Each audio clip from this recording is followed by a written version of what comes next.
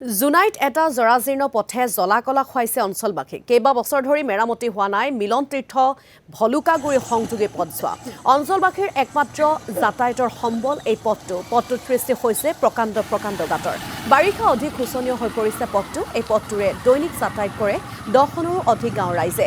শিক্ষাৰ্থী আৰু জৰুৰীকালীন সেৱাৰ বাহনসমূহ চলাটো হৈছে যথেষ্ট অসুবিধা। শীঘ্ৰে পথটো মেৰামতিৰ দাবী জনাইছে স্থানীয় ৰাইজে। ৰাস্তা এই নগাঁও নামঘৰৰ কিনাৰৰ পৰা ধৰি এইফালে আপোনাৰ ভলুকাগুৰিলৈকে এনেকুৱাই ৰাস্তা পাওঁ। কেতিয়াৰ পৰা এনেকৈ বেয়া হৈ আছে? বেয়া হৈ মানে বৰষুণ দিলেই পানী জমা হয় আৰু মানে ৰ'দ দিলে বাৰু শুকাই যায় এনেকৈ। মেৰামতি এতিয়া কৰিব বুলি কৈছে, এতিয়া কৰা নাই বৰ্তমান। আগতে কৰিছিলে নে? আগতে এয়া ৰাস্তাটো উঠালে, মাথাউৰি বনাই দিলে, এতিয়া বগী বিললৈকে ওলাব বুলি কৈছে আৰু কেতিয়াৰ পৰা ৰাস্তাটো বনায়।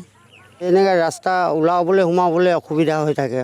বেমাৰ আজাৰ হ'লে আমাৰ জোনাইলৈ যাব লাগিব। গাড়ী মটৰ এনেকৈ যান বাহনৰ অলপ অসুবিধা হৈ থাকে।